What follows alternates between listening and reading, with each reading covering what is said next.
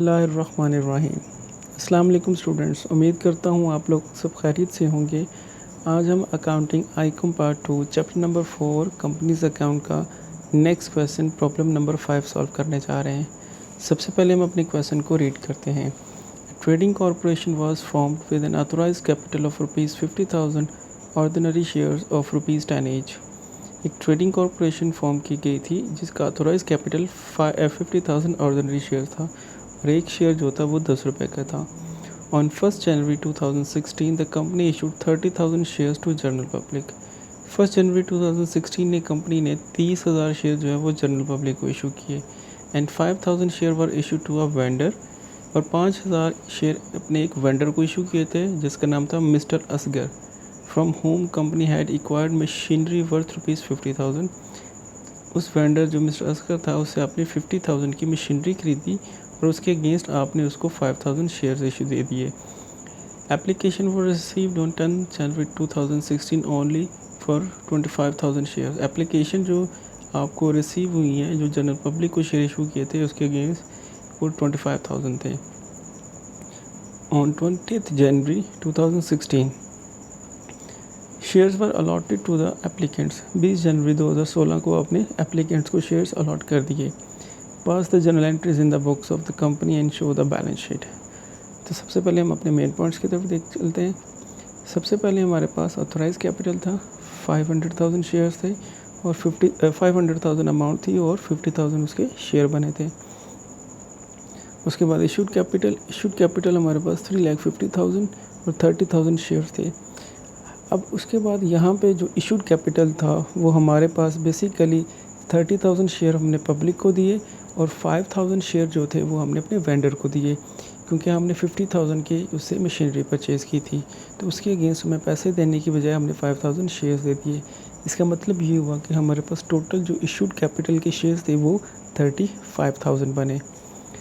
उसके बाद हमने एप्लीकेशन देखनी है। एप्लीकेशन हमेशा याद रखिएगा जो पब्लिक को इशू किए गए हैं उसके अगेंस्ट एप्लीकेशन मिलती है। पब्लिक को आपने 30,000 शेयर इशू किए थे, उसके अगेंस्ट आपको एप्लीकेशन मिली 25,000। तो सब्सक्रिप्शन यहाँ पे देखेंगे, इशूड हमारे पास 30,000 थे, एप्लीकेशन हमारे पास पब्लिक से 25,000 की मिली।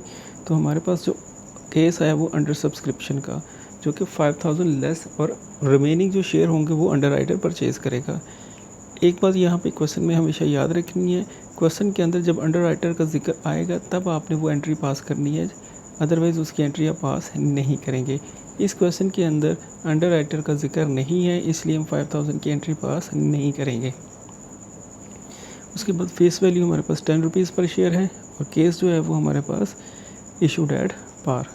अब हम इसके सोल्यूशन की तरफ चलते हैं। बिस्मिल्लाहिर्रहमानिर्रहीम। तो सबसे पहले हम इसका सोल्यूशन देखते हैं जिसमें हमने पहले मेन पॉइंट डिस्कस कर लिए थे ऑलरेडी। उसके बाद हम इसकी जनरल एंट्रीज़ को देखते हैं। सबसे पहले जो आपने एंट्री पास करनी है वो आपने मशीनरी की करनी है, क्योंकि आपने एक वेंडर से मशीन परचेज़ की थी तो machine account debit increase in asset, और मिस्टर असगर उससे आपने उधार पे परचेज़ की तो ये लाइबिलिटी इंक्रीज़ हो गई, तो इंक्रीज़ इन लाइबिलिटी क्रेडिट। कितने की परचेज़ की थी आपने मशीनरी, वो आपने परचेज़ की थी 50,000 रुपीज़ की। तो उसके बाद इसकी नरेशन आ जाएगी, machine purchase from mister Asgar. Second में हमने मिस्टर असगर को अमाउंट देने की बजाय हमने उसको 5,000 के शेयर्स इशू कर दिए थे 1 जनवरी को, तो वही अमाउंट हमारी कैपिटल में जाके ट्रांसफ़र हो जाएगी। तो उसकी एंट्री होगी मिस्टर असगर अकाउंट डेबिट, ये decrease in liability, and share capital account credit increase in capital. यानी मिस्टर असगर जो है वो हमारे शेयर होल्डर बन गए।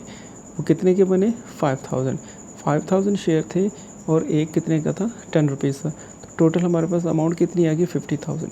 तो इट मीन्स कि 50,000 की आपने मशीन परचेज़ की थी और 50,000 की आपने उसको शेयर इशू कर दिए। अब मिस्टर असगर 50,000 शेयर्स के आपकी कंपनी में मालिक बन गए, शेयर होल्डर बन गए। तो इसकी नरेशन में पास करेंगे, share issue to Asgar against machine. उसके बाद आपने जो जनरल पब्लिक को शेयर इशू किए थे उसकी एप्लीकेशन आपने रिसीव की। Bank account debit, share application account debit credit. अब बैंक में कितनी एप्लीकेशन थी, वो 25,000 एप्लीकेशन थी। तो 25,000 को मल्टीप्लाई बाय 10 किया तो आपके पास अमाउंट आ गई 2,50,000। उसके बाद उसकी नरेशन मेंशन करेंगे, शेयर एप्लीकेशन मनी रिसीव्ड। और लास्ट में हम इसी एप्लीकेशन की अमाउंट को हम कैपिटल में ट्रांसफ़र कर देंगे।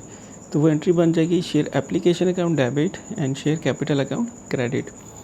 अब हालांकि पब्लिक को हमने 30,000 शेयर इशू किए थे, लेकिन एक्चुअली एप्लीकेशन हमें 25,000 मिली थी, तो इसलिए हम 25,000 ही कैपिटल में ट्रांसफ़र करेंगे।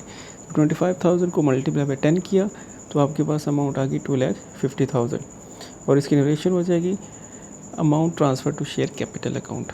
अब रिमेनिंग जो 5,000 थे वो शेयर अंडर राइटर खरीदेगा, लेकिन इस क्वेश्चन के अंदर अंडर राइटर का जिक्र नहीं किया गया। जब तक क्वेश्चन के अंदर अंडर राइटर का जिक्र ना किया जाए तो आपने उसकी जनरल एंट्री पास नहीं करनी। उसी वक्त जनरल एंट्री पास करनी है जब उसका नाम यानी जिक्र किया जाएगा कि रिमेनिंग शेयर अंडर राइटर ने परचेज़ किए हैं। तो ये हमारी जनरल एंट्रीज थी। अब बैलेंस शीट में हम इसका इफ़ेक्ट चेक करते हैं। सबसे पहले हमने लायबिलिटी साइड पे ऑथोराइज कैपिटल मेंशन किया। ऑथोराइज कैपिटल हमारे पास 5,000 शेयर्स था, 10 ईच यानी 500,000। उसके बाद इशूड कैपिटल आया। इशूड कैपिटल हमारे पास 35,000 शेयर्स था, क्योंकि 30,000 शेयर पब्लिक को इशू किए गए थे और 5,000 शेयर वेंडर को इशू किया गया। तो 35,000 शेयर ऑफ रुपीज़ 10 ईच 3,50,000। उसके बाद सब्सक्राइब कैपिटल में 25,000 शेयर्स पब्लिक ने परचेज़ किए थे, 10 ईच 2,50,000 और 5,000 शेयर जो है वो वेंडर ने परचेज़ किए थे 50,000। तो हमारे पास टोटल अमाउंट जो यहाँ पे रिसीव हो जाएगी वो हमारे पास 2,50,000 प्लस 50,000। अब कैश एट बैंक, अब बैंक में हमारे पास अमाउंट कितनी आई 2,50,000, क्योंकि हमने 2,50,000 ही शेयर एप्लीकेशन के थ्रू रिसीव किया था, जैसे कि एंट्री नंबर 3 में मेंशन किया गया है। और उसके बाद आपने एक मशीनरी भी परचेज़ की थी, वो भी आपका एसेट बन गया। तो 50,000 आपने एसेट साइड पे मशीनरी लिख देना है। तो दोनों साइड्स का आप टोटल करेंगे तो दोनों साइड्स का टोटल आपके पास 300,000 आ जाएगा। तो टोटल आपका इक्वल आ गया। तो ये था आपका क्वेश्चन नंबर 5। उम्मीद करता हूँ आपको ये क्वेश्चन समझ आया होगा। अगर इससे रिलेटेड कोई भी आपकी क्यूरी या क्वेश्चन हुआ तो कमेंट बॉक्स में लाजमी पूछिएगा। अपना बहुत सा ख्याल रखिएगा। अल्लाह हाफिज़।